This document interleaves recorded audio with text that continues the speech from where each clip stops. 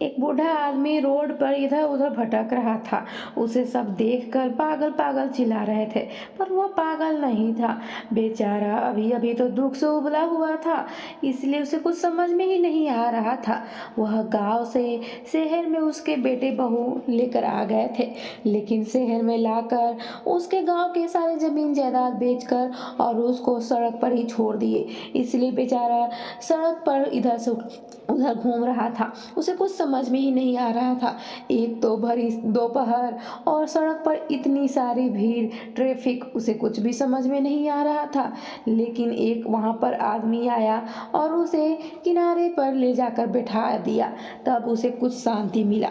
उसे तो नहीं तो कुछ समझ में ही नहीं आ रहा था। बात उस समय की है जब यह बूढ़ा आदमी अपने बेटे बहू के पास रहने के लिए आया था शहर में। लेकिन बेटे बहू जमीन जायदाद इसको चालाकी से बेच दिए कि पिताजी आपको तो मेरे पास ही रहना है। मोहन जी अपने गांव में बहुत अच्छे से रह रहे थे। उनकी पत्नी भी उनके साथ ही रहती थी और बेटे बहू, जो एक ही बेटा था, वह शहर में रहता था, बहुत बड़ा ऑफिसर था। असल में मोहन जी अपने बेटे को पढ़ा लिखा कर बहुत बड़ा काबिल ऑफिसर बना दिए थे और बेटा भी अपने माँ बाप का हर बात मानता था। वह गांव में हर सुविधा अपने माँ बाप के लिए ला दिया था। पक्के का घर बनवा दिया था। घर में नौकर चाकर कोई भी चीज की कमी नहीं था। लेकिन एक दिन मोहन जी अपने बेटे की शादी करवा देते हैं। बहुत ही संस्कारी और गुणवान लड़की से। गांव की ही लड़की थी। ये बहुत अच्छी थी, लड़का को भी पसंद आ गया, इसलिए मोहन जी दोनों की शादी करवा देते हैं।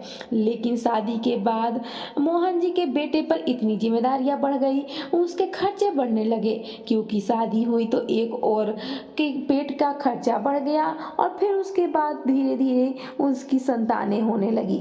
इसलिए वह अपने ही जीवन में व्यस्त हो गया। फिर माँ बाप को उतना ध्यान ही नहीं दे पा रहा था। हाँ, मोहन जी और उनकी पत्नी बीच बीच में कभी शहर में आ जाया करते थे अपने बेटे से बहू से मिलने, और कभी कभी तो बेटे बहू भी चल जाया करते थे पर्व त्योहार में।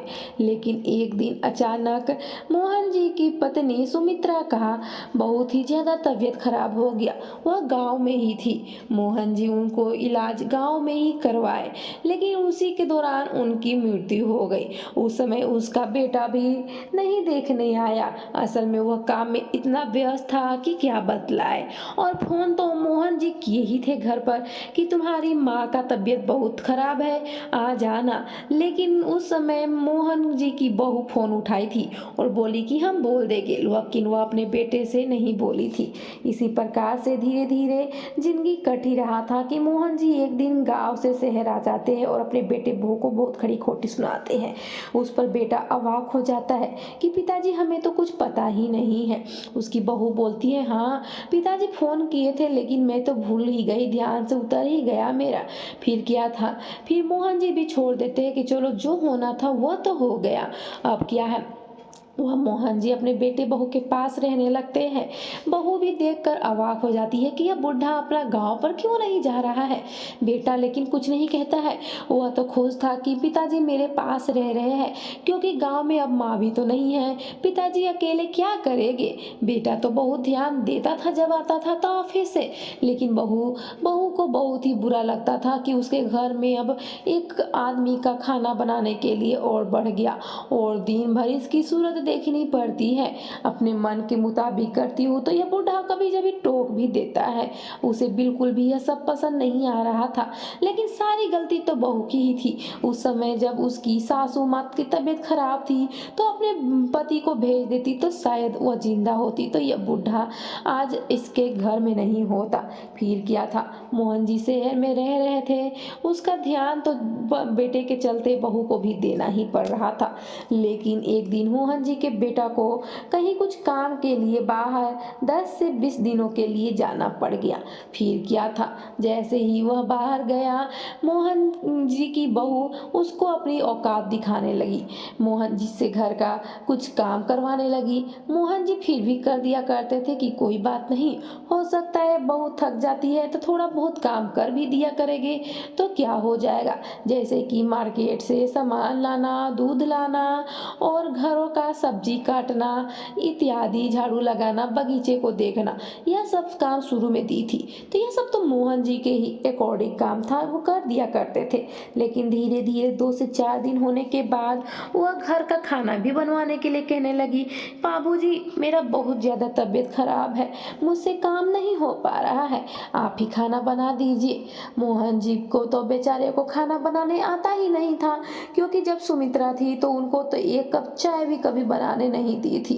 फिर क्या था, मोहन जी साफ साफ बोल दिए कि बहू हमें तो बनाने नहीं आता है, वैसे भी तुम लोग तो शहर में खाना ऑर्डर कर लेते हो रेस्टोरेंट से, तो वही कर लो। किया था, सुमित्रा को बहुत गुस्सा आ गया और उसी समय घर से बाहर मोहन जी को निकाल दी। मोहन जी को तो कुछ समझ में ही नहीं आ रहा था कि मेरी बहू मेरे ही बेटे के घर से ऐसे क्यों निकाल रही है। लेकिन मोहन जी अपनी बहू की चालाकी नहीं समझ पाए। मोहन जी घर से बाहर निकाल दी थी तो वह दुआरी पर ही बैठकर इंतजार कर रहे थे कि अब बहू अंदर लेगी। लेकिन जब उसकी बहू दोपहर में 2 बजे दरवाजा खोली तो फिर से अपने बूढ़े को वहीं पर देखकर धक्के देकर निकाल दी। वह अपने खुद पार्टी करने के लिए दोस्तों के साथ क्लब जा रही थी और बूढ़े को वहां पर देखकर वहां से घसीट कर बाहर निकाल दी। सभी मोहल्ले के लोग देख रहे थे तो वह कह रही थी कि यह बूढ़ा आदमी नौकर है और घर में कुछ चोरी कर लिया है। सभी मोहल्ले वाले उसको भला बुरा कहकर वहां से निकाल दिए। इसलिए वह अब सोच रहा था कि अब हम गांव पर ही जाए, लेकिन उसके पास तो पैसे भी नहीं थे, कुछ भी नहीं था हाथ में जब बहू घर से निकाली थी। तो उसे क्या पता था कि ऐसे बहू बिना मतलब के हमें घर से बाहर निकाल देगी। इसलिए वह सड़क पर गए थे। उन्हें लगा कि शायद कोई से लिफ्ट लेकर वहां गांव चल जाएंगे, फिर गांव पर जाकर किसी से पैसे मांग कर दे देंगे। लेकिन उन्हें कुछ भी दिमाग काम नहीं कर रहा था, इसलिए बड़ी दोपहर में सड़क पर ट्रैफिक के लाइनों में इधर से उधर भटक रहे थे और सब उसे देख रहे थे, क्योंकि मोहन जी का ऐसा हाल कभी भी नहीं हुआ था। मोहन जी को इतनी खरी खोटी कोई नहीं सुनाया था और न घर से कभी बेदखल किया था। वह सपने में भी नहीं सोचे थे कि जिस बहू को मैंने अपने घर में शरण दिया दूसरे घर से लाकर वही बहू मेरे घर से बेदखल करेगी। अरे उसे तो खुद पता होना चाहिए कि बेटियां जब पढ़ाई होती है, माँ बाप से दूर होती है तो कितना बुरा लगता है, और वह मुझे खुद अपने बेटे से क्यों दूर करना चाहती है। इसे कुछ समझ में नहीं आ रहा था, इसलिए वहां पर एक सज्जन आदमी आ जाता है, बहुत ही दिल का साफ, और उस मोहन जी को साइड में बैठा कर उन्हें पानी पिलाता है और फिर उसके बाद उनकी सारी कहानी सुनता है।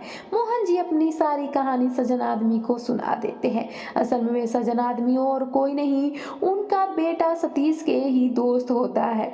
और फिर क्या था, मोहन जी सब जब कहानी सुना देते हैं तो अपने बेटे का भी बीच में नाम लेते हैं, इसलिए सतीश का नाम सुनकर वह सज्जन आदमी बहुत ही खुश हो जाता है और तुरंत फोन लगा देता है। फोन पर सारी बातें सुनकर सतीश बहुत ही बौखला जाता है कि मेरी पत्नी ऐसा कैसे कर सकती है। वह तुरंत अपना सारा काम धाम छोड़कर घर आता है। जब घर आता है तो रात हो गई थी, तो वह पूछता है कि पिताजी कहाँ हैं अपनी पत्नी से। तो उसकी पत्नी बोलती है कि पिताजी तो आपके जाने के बाद कुछ दिनों के बाद तुरंत गांव चल गए, उन्हें शहर में मन ही नहीं लग रहा था, आपका याद आ रहा था, तो मैं भी क्या करती, छोड़ दिया। वह भी चुपचाप था, लेकिन घर पर सारा काम अपनी पत्नी को बिन बतलाए ही यहाँ पर आ गया अपने दोस्त के घर। दोस्त उसका पिताजी का बहुत ध्यान रख रहा था। दोस्त अपने सुमित्र को देखकर बहुत ही खुश हो जाता है और बोलता है तुम्हारे पिताजी हमें रास्ते में मिल गए थे। वह जानता है कि हाँ, लेकिन मेरी पत्नी अभी भी अपनी गलती मानने से एक्सेप्ट नहीं कर रही है। वह तो बोल रही है कि पिताजी तो गांव चले गए हैं। फिर क्या था, दोस्त के घर ही मनोहर जी रहते हैं, मोहन जी रहते हैं, और फिर उसके बाद उसका पति मोहन जी का बेटा अपनी पत्नी से राज जाने के लिए व्याकुल हो उठता है। जब दूसरा दिन होता है तो उसका बेटा भी उसी प्रकार से कहता है, लेकिन उसकी बहू खाना बनाने से मना कर देती है। कहती है इतने दिन के बाद आए हैं तो घर में कुछ आप बाहर से ही ऑर्डर कर दीजिए। उस पर मोहन जी का बेटा भी अपनी बहू को बाहर घर से निकाल देता है। यह सब देखकर वह भी बौखला जाती है और लड़ने लगती है। कहती है कि ऐसा आप कैसे कर सकते हैं।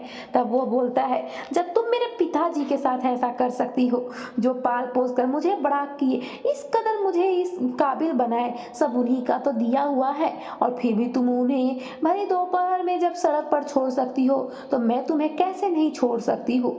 आज उसकी मोहन जी की बहू को समझ में आ रहा था कि गलती तो मुझसे हो गया है, लेकिन फिर क्या फायदा।